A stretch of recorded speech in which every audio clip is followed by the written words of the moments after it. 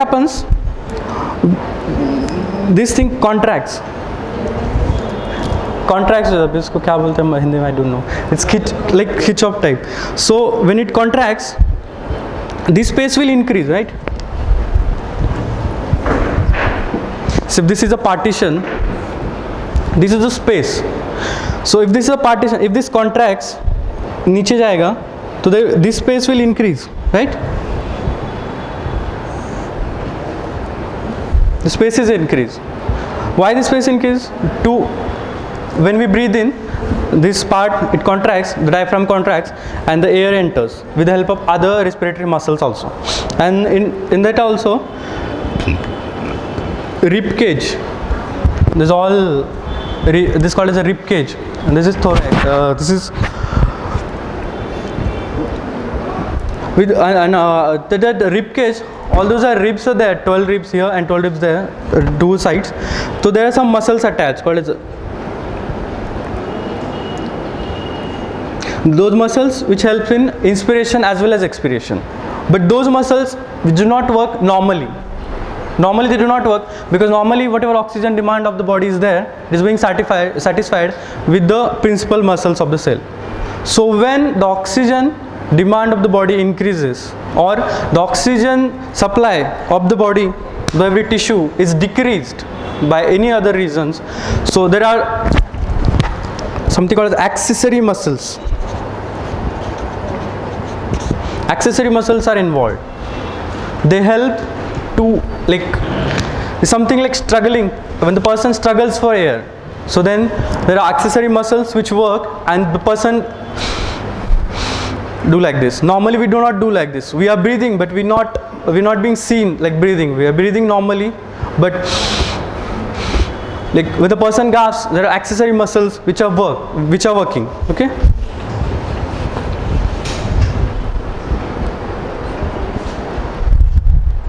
So what is pneumonia? This pneumonia is actually the infection of the lung parenchyma. So any organ, there are two things. One is called as a parenchyma and something called as a stroma. The lungs, see, for representation, this is lung,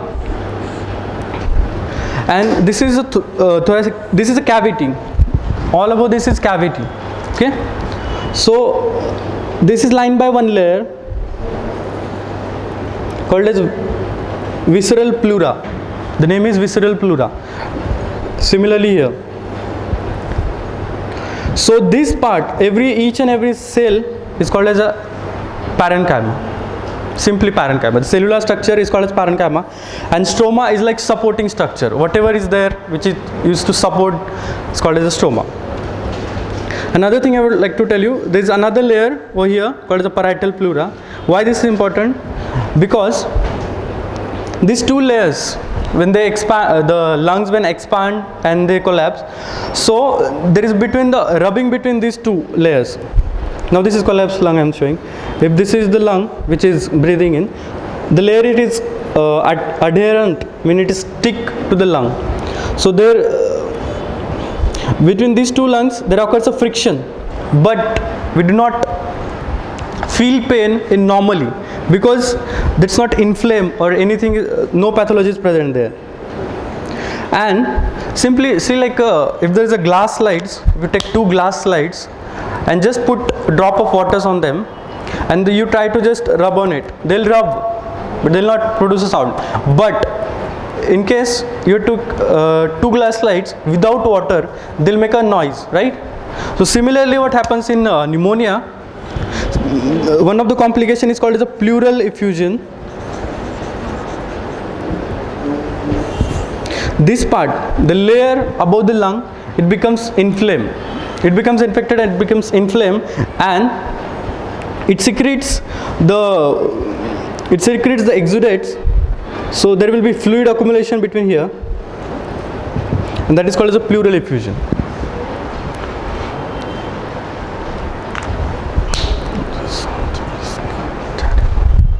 The problem with the pneumonia is many of the times it is misdiagnosed, underdiagnosed. There is some variety called as a walking pneumonia. The patient comes in, patients have the symptoms, the mild symptoms, like flu-like symptoms, but Only on chest X-ray we get to know that patient is having pneumonia. Patient is walking, patient is very normal, no respiratory problem, but only cough is there. But that is also a pneumonia. It's called a walking pneumonia. So sometimes it is misdiagnosed. Only the short course of antibiotics is given.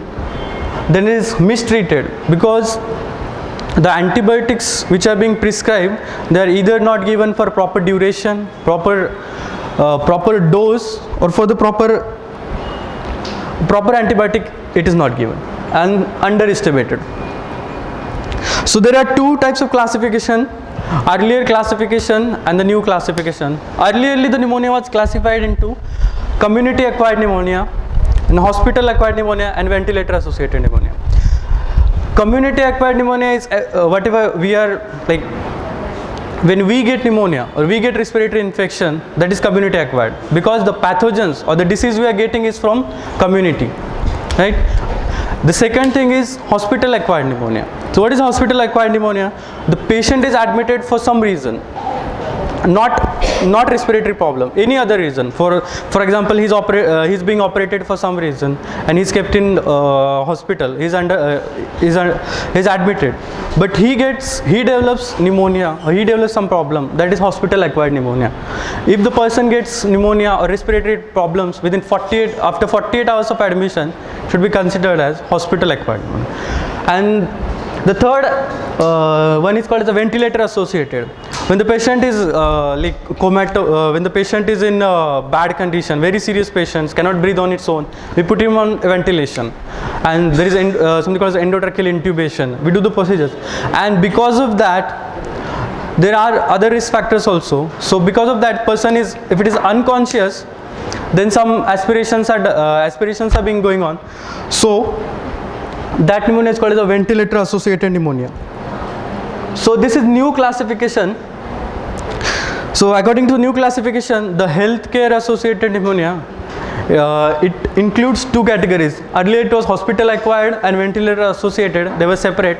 Now they were taken under the one heading, that is healthcare associated, and the other thing is community acquired. Why this classification is important? Because the treatment plan changes according to this classification. The person is getting community acquired pneumonia, that is a pneumonia which is acquired through the community, then the prognosis is good, and the treatment you can if it is not much severe, then you can take it oral antibiotics also, no need to hospitalize. But this hospital acquired pneumonia and ventilator associated pneumonia, there are specific organisms which are notorious to cause resistance. One of them is methicillin resistance Staphylococcus aureus, and in ventilator associated pneumonia there is another thing also, Pseudomonas aeruginosa, which is the notorious organism, which is the most it's dangerous sort of thing, because it's resistance to most of the antibiotics. So that's why the classification is important. So what are the causes of infections of pneumonia? So pneumonia is basically infection. It can be caused by bacteria, viruses, fungi, parasites, but normally it is the most common organism which is causing is Streptococcus pneumonia. The other thing, it's in the decreasing order of occurrence. The other thing is Mycoplasma pneumonia. Mycoplasma pneumonia causes milder symptoms sort of thing. It causes walking pneumonia. The symptoms are mild, can be treated with the oral antibiotics. No need to hospitalize in most of the cases. And H. influenza. H. influenza is also a causative agent of many other things like meningitis, especially in children, and Chlamydophila pneumoniae, and other respiratory viruses.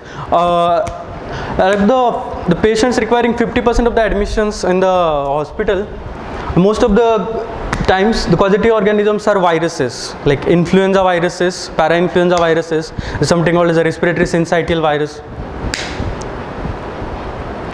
So these were the patients which can cause pneumonia, which can be treated on OPD basis, outpatient basis, no need to hospitalize. But these are the organisms which are hospitalized patient, but they are not being treated in ICU.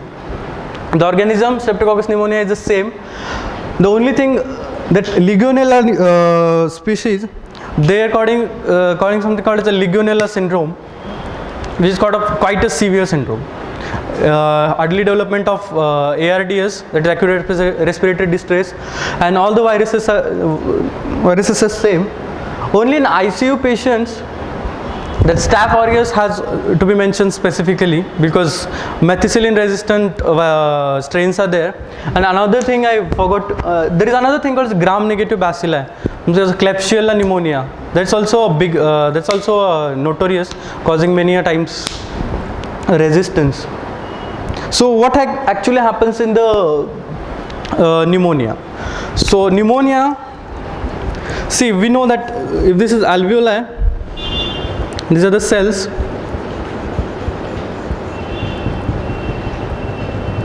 This is oxygenated, deoxygenated. Okay. So what happens in pneumonia? When the bacteria gains entry, the inflammatory system activates, or the body's host system activates, because it wants to throw out what is not there.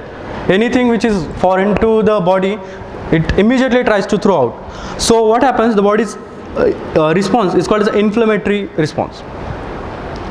It is a protective response by the body in order to throw out the bacteria or the viruses which are there. So when it comes to this thing, these cells, they secrete some enzymes and all, something called as IL-1, interleukin-1. They're called as cytokinins. These are all terms which is, I do not know exact names. I cannot tell you in other language because these are the names only, cytokinins and all. This interleukin-1 and tumor necrosis factors. Just remember, these are the substances which are secreted. They causes fever. And there are other substances which are called as chemoattractants. They secrete some substances so that your defense system, that is WBCs, white blood cells, everybody knows the WBCs or the white blood cells, they are the defense mechanism of the body. So the principal cells like polymorphonuclear cells, they are being attracted at this site. Why? Because to fight with these organisms, these are being called up. It's like system. When you have some emergency, you ring up or whatever you do, then soldiers report to the duty. It's like that. So all the soldiers have come. So what do these soldiers do? And there is something called the macrophages. The macrophages are the specialized cells which are engulfers.